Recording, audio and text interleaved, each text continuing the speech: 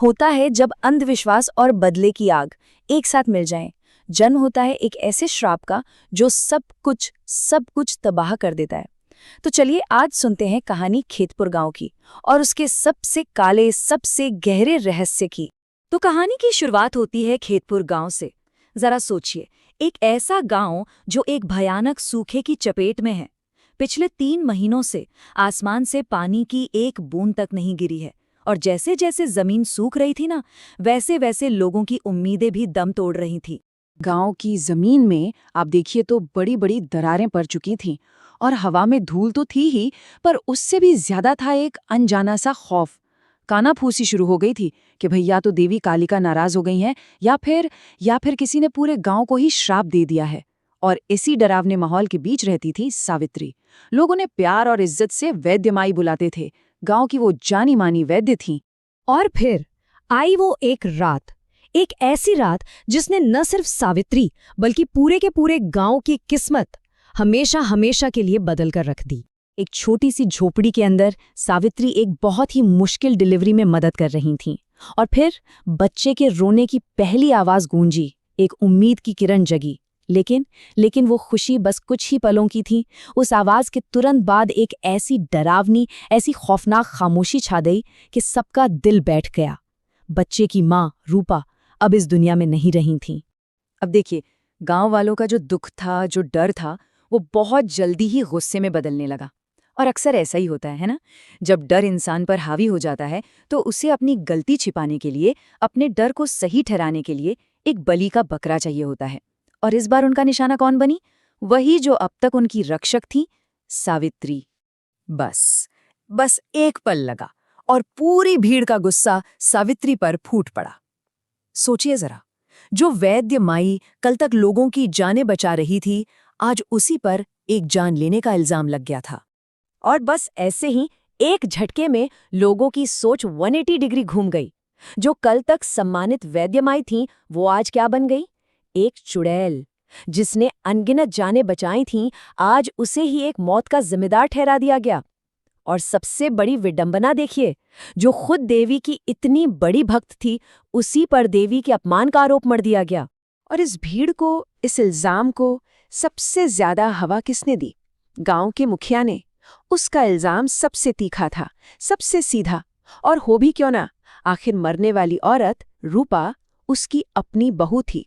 सावित्री ने भी अपनी सफाई देने की कोशिश की। उसने एक बहुत ही सीधा, बहुत ही लॉजिकल सवाल पूछा।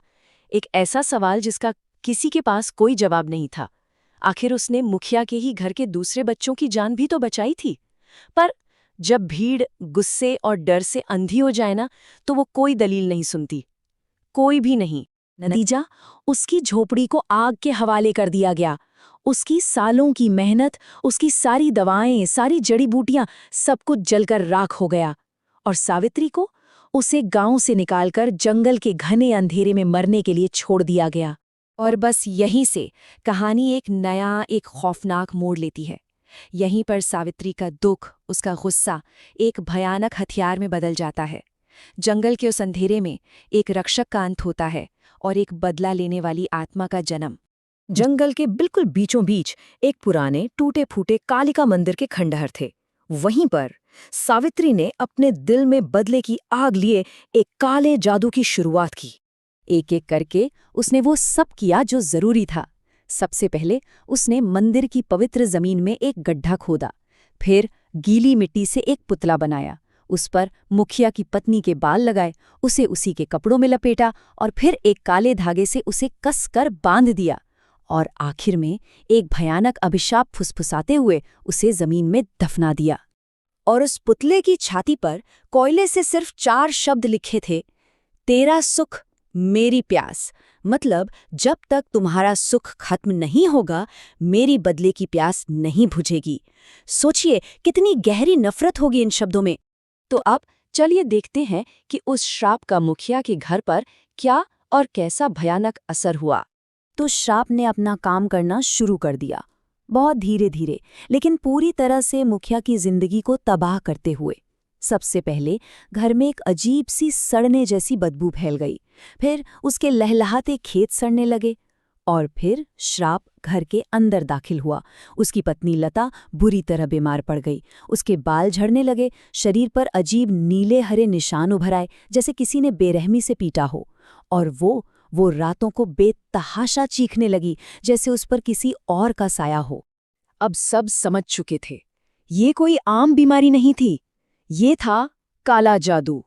एक ऐसी भयानक विद्या जिसके बारे में कहा जाता है कि वो जिंदगी की ऊर्जा को सोख लेती है, सोई हुई बुरी आत्माओं को जगाती है और किसी की भी रूह को एक श्राप से हमेशा हमेशा के लिए बांध सकती है।